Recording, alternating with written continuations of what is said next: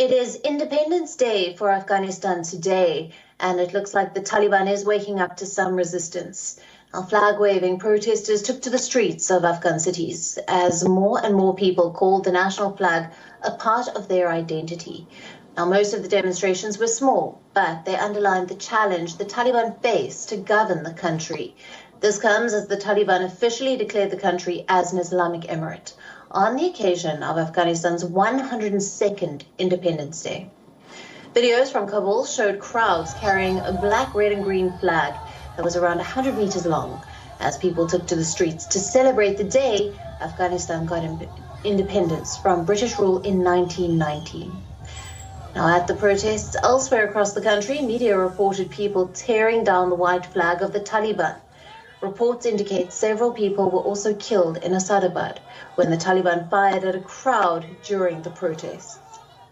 A video from Kabul showed lines of auto rickshaws draped with Afghan flags in the capital of Kabul, coming together as a popular opposition to the Taliban rule.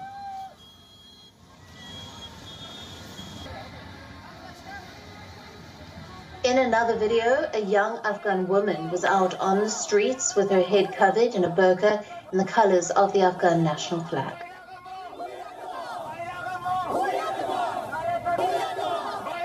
Our correspondent, Anas Malik, traveled to Kabul's famous Masud Chowk.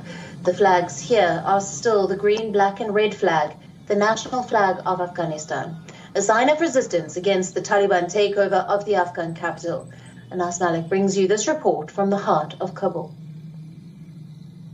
Kabul's famous Masud Chowk, the tricolor of the Afghan flag flies high. But on the Independence Day, the Afghan Taliban have now declared this country as an Islamic Emirate. And with that, we have been seeing an influx of the white and black flags of the Afghan Taliban on the roads of Kabul. Anas Malik in Kabul, Afghanistan for WION World is One. Joining us live for more on this is Peter Galbraith, who is the former Assistant Secretary General of the United Nations in Afghanistan and the former US Ambassador to Croatia. Hi, Peter. Thanks for being with us. Now, what role do you see the United Nations playing with the Taliban now in full control of Afghanistan? UNICEF has warned of an unfolding humanitarian emergency in Afghanistan. How do you see the foreign nations helping tens of thousands of people who are trying to escape the hardline Islamist rule? You know, the U.S. forces are at the airport. They are attempting to facilitate the departure not only of American citizens, other foreign citizens, but also of Afghans who worked with the United States, with the militaries, the NATO militaries, the embassies. And I think I'm hoping this will be expanded to include the staff of the United Nations, those who want to leave, those who work with international humanitarian organizations, NGOs, and journalists, because there's a whole generation of Afghan journalists who were trained in more Western style of reporting and journalism, and they too are at significant risk. In terms of the humanitarian disaster, well, this is something that is both immediate because the Taliban takeover caused a lot of people to flee their homes, and there are a lot of people who want to get out of the country.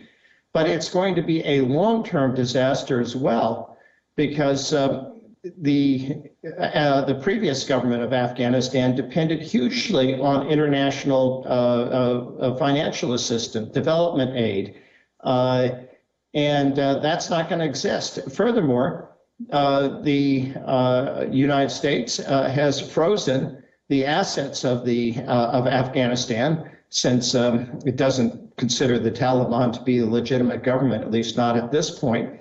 And that too is going to make things very difficult. So the economy of Afghanistan, which again is now been heavily dependent on international support and trade, it's going to be collapsing. And that's going to be a huge problem, particularly for the large part of the Afghan population who began to connect. I'm talking about the people in the cities, particularly in Kabul, who began to connect with the other economies of South Asia and with the global economy.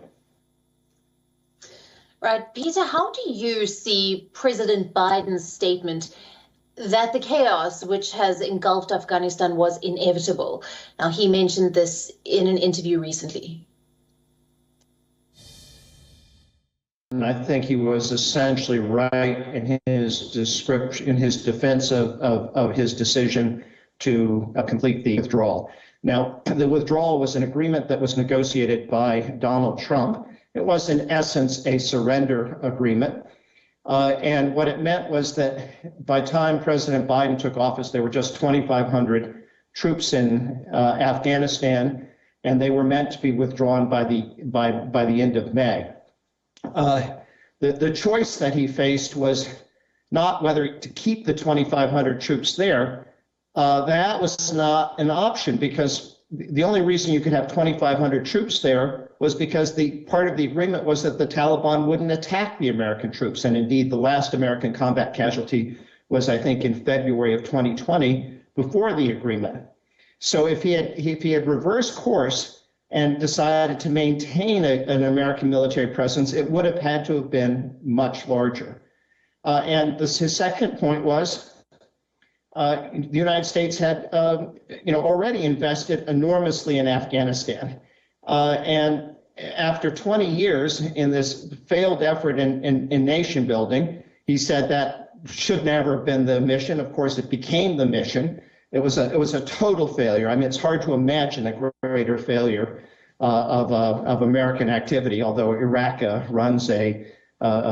a good competitor. But still, after that huge investment, the Afghan military and government couldn't last basically a week. The whole thing fell apart. You have to contrast this. My first trip to Afghanistan was February 14th, 1989. I entered with the Mujahideen through the Khyber Pass. And that was the same day that the Soviet Union completed its withdrawal. The Soviet-installed Afghan government, Najibullah's government, lasted another more than 2 additional years. In fact, it even lasted longer than the Soviet Union. In the case of the American-sponsored Afghan government, it didn't even last in time for the United States to complete its withdrawal. It's extraordinary. And of course, under those circumstances, as President Biden said, it's impossible to imagine how the situation would have been different in 1 year, 5 years, 10 years, 20 years.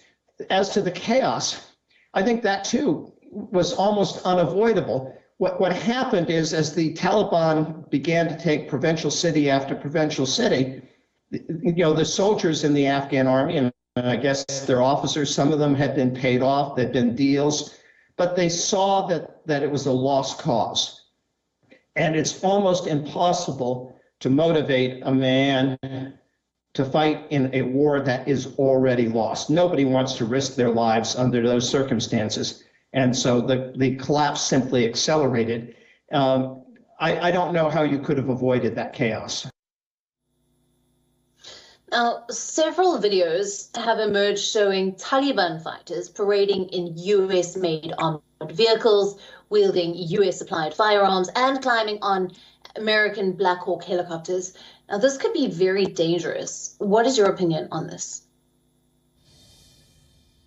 Yes, the Taliban can thank the American taxpayer for having one of the most modern armies in South Asia, in that part of the world. It was exactly the same thing that happened in Iraq when the United States supplied the Iraqi army, and it gave up without a fight. And as a result, the Islamic State had access to enormous quantities of American military equipment. It's absolutely an issue. Perhaps we ought to rethink how we approach our partner militaries. All this equipment didn't help the Iraqi army against the Islamic State, and it didn't help the Afghan army against the Taliban. Why? Because the U.S. model involved very high-tech equipment that required a lot of maintenance.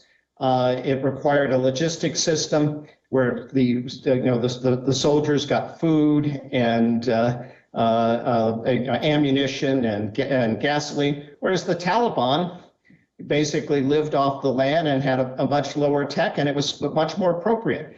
That said, I don't know how much of a threat this is going to be to anybody other than the people of Afghanistan. And yes, you can drive Humvees, but I doubt if they're going to be able to maintain and continue to fly the Black Hawk helicopters. In fact, I doubt if they have pilots who can really operate them.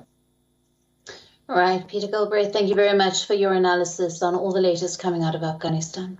WION, now available in your country. Download the app now. Get all the news on the move.